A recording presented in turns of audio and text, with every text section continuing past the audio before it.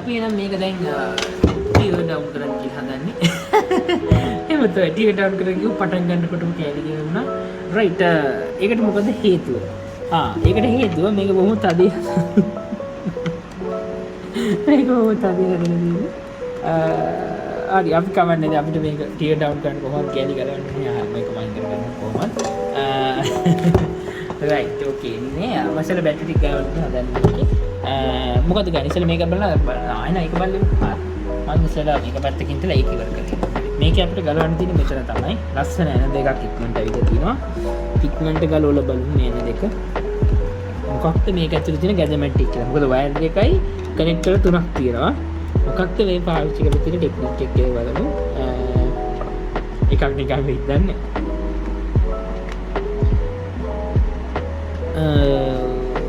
ඕකේ මෙන්න මේ වගේ හැඩයක් තියෙනවා බලා ගන්න පුළුවන්. ඇයි මෙතන මෙහෙම කොටස් හතරක් ගිහින් තියෙන්නේ? මේකත් එක්ක සම්බන්ධයක්වත් නැහැ. මෙතන ප්ලාස්ටික් කොටස් හතරක් ගිහින් දෙනවා. මේවා හැම එකටම ඇතුළත ෂීල්ඩ් වයර් එකක් යනවා. ඊට පස්සේ කනෙක්ෂන්ස් වලට මේ විදියට මේකත් අපි ගලලා බලමු මොකද්ද මේ සිද්ධාන්තය කියලා. පුංචි සිද්ධාන්තයක් පාවිච්චි කරලා තියෙන මොකක් නමුත්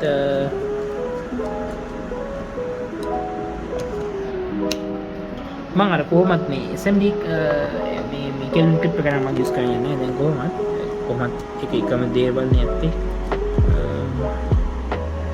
right PCB track එකක් තියෙනවා මේකට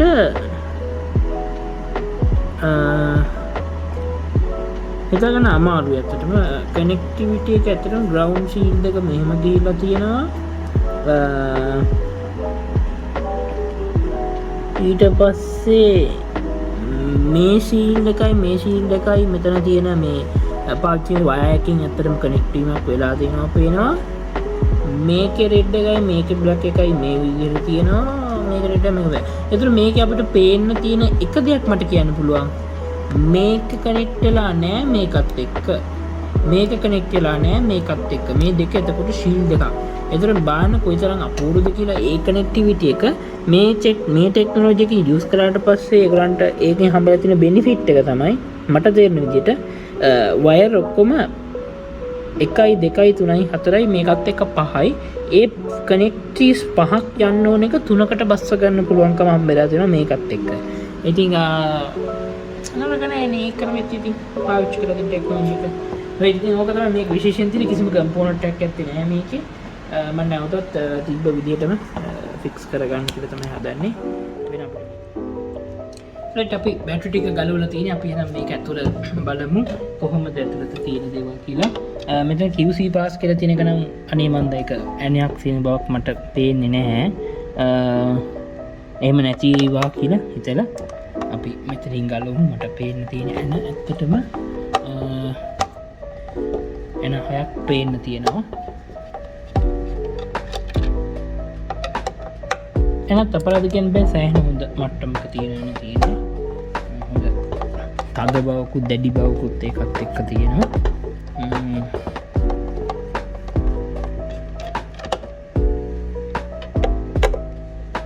ප්‍රොසෙස් එක ගැන ගොඩාක් දේවල් හිතලා තියෙනවා. ඒක මට කියන්න තියෙන්නේ අපි බලමු මෙච්චර ලොකු සර්කිට් එකක් හදන්න ඒගොල්ලෝ මොකක්ද මෙච්චර ගිය ක්‍රමවේද කියන එක ගැන. ඇනටික් ගලවන්න ටිකක් හදයි. මොන ස්ක්‍රූස් යන වගේ තියෙන්නේ.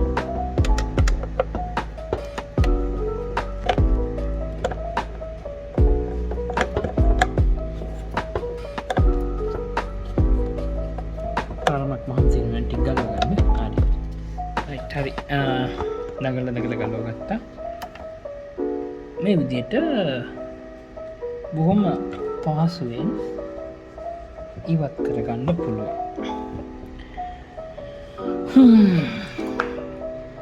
ඒ ඩිසයින් එක ගැන I am pretty much lovely. Design එක මාරම ලස්සනයි. ලොකු බෝඩ් එකක් අරන් තියෙනවා වහන්සේලා. ලොකු DMM එකක් තියෙනවා. DMM IC එකක් පාවිච්චි කරලා තියෙනවා පේනවා. double EP ROM එක තියෙනවා පේනවා Atmel IC එකක් තියෙනවා 4 MHz crystal එකක් ගිහින් තියෙනවා Xenons cap එකක් තියෙනවා අපි එතන ගත්තා Chinese cap එකක් නම් ඊට පස්සේ මේ බසර් එක පිළිබඳව මට තියෙන ගැටලුව බසර් එකට පොඩි චූටි කටක් හදලා වගේ ටික ටෝන් එක අඩු කරන්න වගේ මං හිතන්නේ එහෙම එකකට මේක හදලා තිනවා මෙන්න මෙතන ඉඩ කොටසක් ඉතුරු කරලා තිනවා ඒක ගැන අතර no idea තමහරක් පිට වයර් කනෙක්ෂන් එකක්වත් දාන්නේ හිට එන්න තිබ්බද දන්නේ නැහැ 100 වෝල්ට් 240 කැප් එකක් තියෙනවා ඊට පස්සේ මෙතන තියෙනවා තවත් චිප් එකක් ES 51යි 52.02 කියලා එකක් තමයි ගිහින් තියෙන්නේ. ඔක බලා ගන්න පුළුවන්. මේ ටික නම් මෑතක පාස් බවක් තමයි බේන තියෙන්නේ. සෝඩරින් ෆ්ලක්ස් පාවිච්චි කරලා තියෙනවා. සෝඩරින් ෆ්ලක්ස් කියන්නේ රොසින් එකක් යූස් කරලා තියෙනවා. බ්‍රෑන්ඩඩ් කැප්ස් වගේ පාවිච්චි කරලා තියෙනවා. 10 to doom වර්ගයේ කැපැසිටර්ස් ගොඩාක් ගිහින් තියෙනවා අපිට. බලුවාම ප්‍රිසෙට් එකක් තියෙනවා පේනවා. තවත් මේක MOSFET එකක ට්‍රාන්සිස්ටර් එකට එන අපේනේ රෙගියුලේටර් එකකුත් මේක රෙගියුලේටර් එකක් වෙන්න බෑ හරි නයිස් දිස් බඩු ගොඩාක් නැහැ බෝඩ් එකේ නමුත් මම දැන් ඩිස්ප්ලේ එකට තමයි ලොකු ප්‍රමාණයකට මේ කොටස විදන් කරලා තියෙන්නේ අපි මේකත් බලමු ඊට පස්සේ මෙන්න මෙතන ගත්තොත් අපේ පවර් ස්විච් එක තියෙනවා ඒක නයිස් ඉම්ප්ලිමන්ට් කරලා තියෙනවා ඒක no problem ඊට පස්සේ මෙතන අපේ calibration switch එක තියෙනවා මේ තියෙන චූටි IR LED එක ඒක බලා ගන්න පුළුවන්කම තියෙනවා ඒක driver transistor එක ගිහින් තියෙනවා ඒවල තියෙන අපි මේක ටුට්ටක් කිමින් ගලවලා බලමු මේක ඇත්තටම calibrate කරන්න තරම් ලොකු දේවල් ප්‍රමාණයක් මට පේන්නේ නැහැ ප්‍රධාන වශයෙන් preset දෙකක් තියෙන්නේ එඳ ඩිසයින් එක මාර විදියට කියන්නේ finalize කරලා තියෙනවා මට තේරෙන විදියට මෙතන එක ප්‍රීසෙට් එකයි මෙතන එක ප්‍රීසෙට් එකයි තමයි ප්‍රධාන වශයෙන් දකින්න තියෙන වෙන මොකුත් ප්‍රීසෙට්ස් පේන්න නැහැ කැලිබ්‍රේෂන් එක ගැන එහෙට ලොකු කලබලයක් වෙන දෙයක් නැහැ ඒකත් එක ගත්තට පස්සේ නයිස් ඩිසයින් එකටම හරිම ඉම්ප්‍රෙසිව් මෙතන බැටරි සීරීස් කරපු එක එකත් හොඳට පාස් වෙලා තියෙන කැඩෙන්නේ නැති වෙන්න ඒක යන්න පුළුවන් උපරිමේ ඒ ප්‍රමාණය තමයි චීනී ආකාරයට මේ වයර් වල තව ටිකක් මහත් වයර් යන තිබ්බා ලොකු දෙයක් නැහැ චූටි කරන්ට් එකක් යන ඉඳ වයර් වල ප්‍රමාණයත් ඇති අබ්බල් මං හිතන්නේ මේ පැත්තේ විතරයි මොන හරි කම්පෝනන්ට් තිබ්බොත් තියෙන අනිත් පැති වල මොකුත් පේන්නේ නැති වෙයි කියලා හිතෙනවා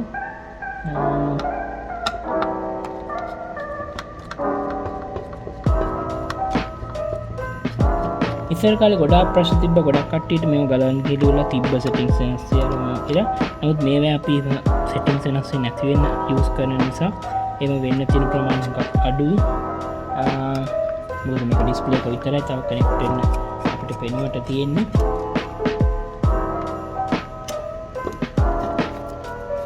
බෝඩ් නම්බර් එක අපිට පල්ලෙහා බලා ගන්න පුළුවන් දීලා තියෙනවා.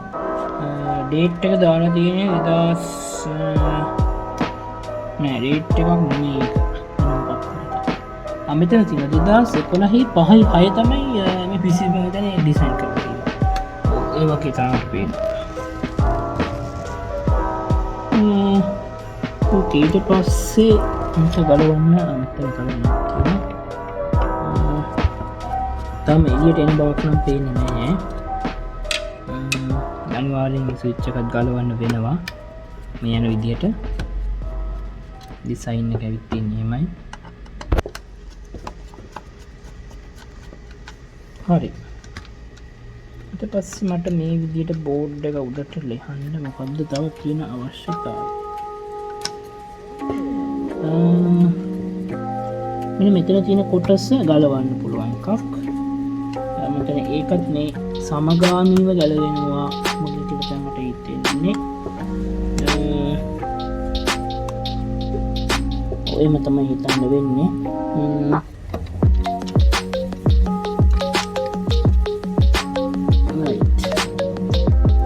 මේක අපි මම හිතන්නේ මේ පැත්තෙන් අරගෙන දාන්න එහෙම තමයි ඩිසයින් කරලා තියෙන්නේ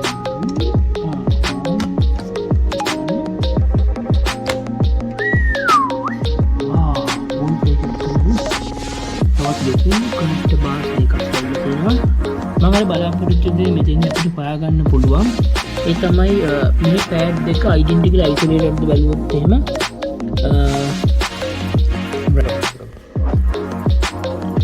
identically isolated දෙක කිව්වොත් එහෙම මෙතින් මේ කනෙක්ටර් එක මේ ලයින් එකට යන්නේ, මේ ලයින් එක මේ විදිහට යන්නේ. ඒ විදිහට තමයි මේ දෙක අතර මේ ටික ග්‍රවුන්ඩ් එක දිහට යනවා. ස්මෝල් ග්‍රවුන්ඩ් එක සර්කිට් එකේ මේන් ග්‍රවුන්ඩ් එක එක සම්බන්ධ වෙලා තියෙනවා බලා ගන්න පුළුවන්. ඊට පස්සේ මේ තියෙන රබර් සිලිකන් වලින් වගේ රබර් සිලිකන් අතරම ප්ලාස්ටික් සම්පූර්ණ බෙල ප්ලාස්ටික් එකක් තියෙන්නේ. ඒ විදිහට හදපු එක තමයි තියෙන්නේ. බෑක්ලයිට් එක මෙතන තියෙනවා. ඩිස්ප්ලේ එක මගේ සාමාන්‍ය මැස්ටෙක් ලගේ පුරුදු මල්ටිමීටර් ඩිස්ප්ලේ එකක් තියෙන ඇත්තටම. කලින් මගේ මේ ඩිස්ප්ලේ එකේ ඩොට් සෙටින්ග්ස් ආවේ නැත්තේ මම හිතන්නේ බෝඩ් ඩිස්ප්ලේ ප්‍රොබ්ලම් එකකට වඩා මයික්‍රෝ කන්ට්‍රෝල් ප්‍රොබ්ලම් එකක් වෙන්න පුළුවන්. කොහොම හෝ වේවා මේ විදිහට බලා ගන්න තියෙන්නේ. නයිස් ඩිසයින් එක ගොඩාක් ලොකුවට ඩිසයින් එක හදලා තියෙනවා. ඒක මම හිතන්නේ උල්මනාවෙන්ම උස්සප් එක තමයි පේන්න තියෙන්නේ.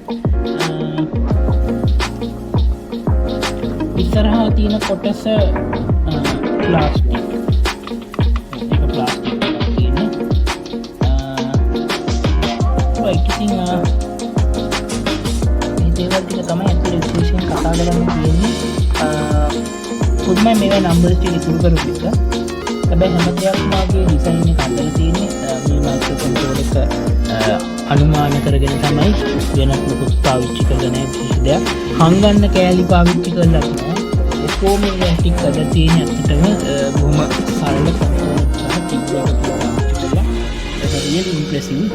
ඒ අතින් ගත්තට පස්සේ right දැන් මම මේකේ chip එක මෙතන තියෙන chip එකේ data sheet එක තමයි අරන් තියෙන්නේ. දැන් මෙහෙම එකක් මේක වෙලා තියෙනවා. මහා ඩිසයින් එකක් ඇත්තටම. මේක හැදුවේ Mastech ද කියලා දැන් ඇත්තටම මේකේ මේ කියන්නේ patent එක යන්න වෙන්නේ වෙන තැනකට. ඒ තමයි හේතුව තමයි මේ chip දෙකම ගහලා තියෙන්නේ Cypress කියන Cyrus Tech කියලා. Cyrus Tech කියන කම්පැනි එකෙන් තමයි ගහලා තියෙන්නේ මේ chip දෙකම. දෙකටම තියෙන්නේ එක ළඟ නම්බර් දෙකක්. දෙකටම තියෙන එක data sheet එකයි. Wonderful right? මාර විදිය. ඉතින් මේ තියෙන data sheet එක Cyrus Tech කියන කම්පැනි එකෙන් ආපු එක ES5119 කියන එක තමයි මේ ලොකුවට තියෙන මෙතන DMM IC එක ගන්න. කියන්නේ digital multimeter එකේ LCR එක right? මේකේ LCD display එක වගේම මේ RS232 communication එකෙන් යන ටික ඒ දේවල් ටික ඒ ඔක්කොම බස වදින ඒවා function select කරන ඒවා හැමදේම වෙලා තියෙන මේක. ඊට පස්සේ මේක තමයි ES5192 කියන මේක LCR meter chipset කියලා තියෙනවා. handheld LCR bridge meter එක තමයි මෙතෙන් දෙනවා තියෙන. ඔයගලන්ට පේන ඉතින් අපේ data sheet එකේ තියෙන විදිහටම 19099 count එකක් 1099 count එකක් එක්ක display කරන් තියෙනවා. current consumption එක typically 40 mA up to 100 kWh කියලා අරන් තියෙනවා. ඉතින් බලන්න මේ දින ඔක්කොම ටික වගේ මෙතනදී ගොඩ අපේ data sheet එකේ තියෙන දේවල් ටික මේක අරන් තියෙනවා. ඇත්තටම මේක ඔක්කොම යන Mastech එකට නෙමෙයි. මට හිතෙන්නේ side check එකේ data sheet එකේ තියෙන ඔක්කොම calculation ටිකත් එක්ක කරලා තමයි මෙයා මේක අරගන්නවා කියලා දාලා තියෙන්නේ. ඉතින් ඉන්ටග්‍රේට් කරපු ගණන් හරිම පුදුමයි. හැබැයි මේකේ තියෙන ප්‍රශ්නේ තමයි මේ හැම දෙයක්ම ඒගොල්ලෝ ගන්න මෙතෙන්දි පාවිච්චි කරපුවා මේ chip එකේ full data sheet එකක් ඇත්තටම දීලා නැහැ. ඊට එහා ගිය එකක් දීලා නැහැ. උපරිමයම එක තමයි ගිහින් තියෙන්නේ මට බලන්න. වෙන මුකුත් හම්බෙන්නේ ඒක එතෙන්දි හම්බෙලා තියෙනවා.